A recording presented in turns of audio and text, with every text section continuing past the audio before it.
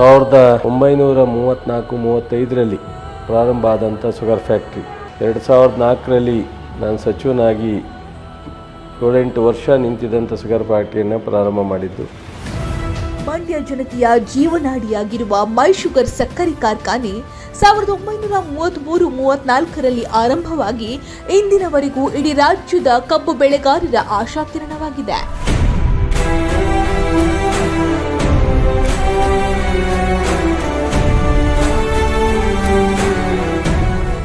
ಒಂದು ಅವಧಿಯಲ್ಲಿ ಮುಚ್ಚೇ ಹೋಗುತ್ತದೆ ಅಥವಾ ಖಾಸಗಿಯವರ ಪಾಲಾಗುತ್ತದೆ ಎಂಬೆಲ್ಲ ಪರಿಸ್ಥಿತಿ ನಿರ್ಮಾಣವಾಗಿತ್ತು.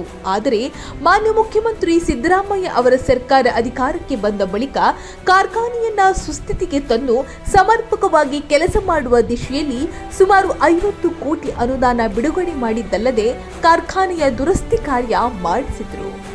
ಮಂಡ್ಯದ ಹೆಮ್ಮೆಯ ನಾಯಕರು ಹಾಗೂ ಜಿಲ್ಲಾ ಉಸ್ತುವಾರಿ ಸಚಿವರಾದ ಶ್ರೀ ಎನ್ ಚಲುವರಾಯಸ್ವಾಮಿ ಅವರು ಮೈ ಶುಗರ್ ಕಾರ್ಖಾನೆಯನ್ನ ಉಳಿಸಿಕೊಳ್ಳಲು ನಿರಂತರ ಹೋರಾಟ ನಡೆಸುವ ಜೊತೆಯಲ್ಲಿ ಪುನಶ್ಚೇತನಗೊಳಿಸುವ ನಿಟ್ಟಿನಲ್ಲಿ ದಿಟ್ಟ ಹೆಜ್ಜೆ ಇಟ್ಟು ಮುಖ್ಯಮಂತ್ರಿ ಅವರು ಹಾಗೂ ಸಕ್ಕರೆ ಸಚಿವರಾದ ಶಿವಾನಂದ ಪಾಟೀಲರ ಮನವೊಲಿಸಿ ಭರಪೂರ ಅನುದಾನ ತರುವಲ್ಲಿ ಯಶಸ್ವಿಯಾದರು.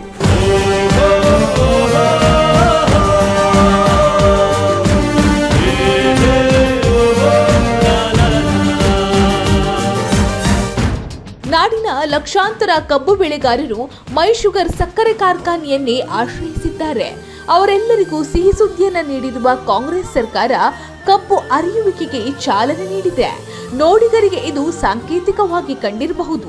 ಆದರೆ ಚಲುವರಾಯಸ್ವಾಮಿಯವರ ಶತಪ್ರಯತ್ನ ಫಲ ಕೊಟ್ಟಿದೆ ಎಂದು 100 ಟನ್ ಕಬ್ಬನ್ನು ಅರಿಯಲು ತಂದಿರುವ ರೈತರು ನೆಮ್ಮದಿಯ ನಿಟ್ಟುಸಿರು ಬಿಟ್ಟಿರುವ ಕ್ಷಣಕ್ಕೆ ಇಡೀ ನಾಡೇ ಸಾಕ್ಷಿಯಾಯಿತು.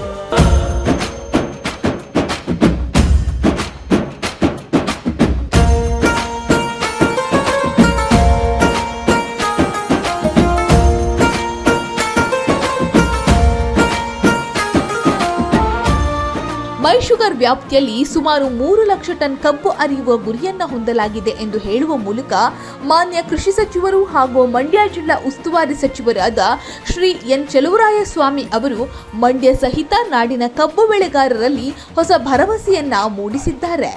ರೈತರ ಆರ್ಥಿಕ ಶಕ್ತಿಯಾಗಿರುವ ಮೈ ಶುಗರ್ ಸಕ್ಕರೆ ಕಾರ್ಖಾನೆಯನ್ನ ಅಭಿವೃದ್ಧಿಗೊಳಿಸಿ ರೈತರ ಬದುಕನ್ನು ಹಸನಾಗಿಸುವ ದಿಶೆಯಲ್ಲಿ ಹೆಜ್ಜೆ ಇಟ್ಟಿರುವ ಎನ್ ಚಲುವರಾಯಸ್ವಾಮಿ ಅವರ ರೈತಪರ ಕಾಳಜಿಯನ್ನ ಮೆಚ್ಚಲೇಬೇಕು.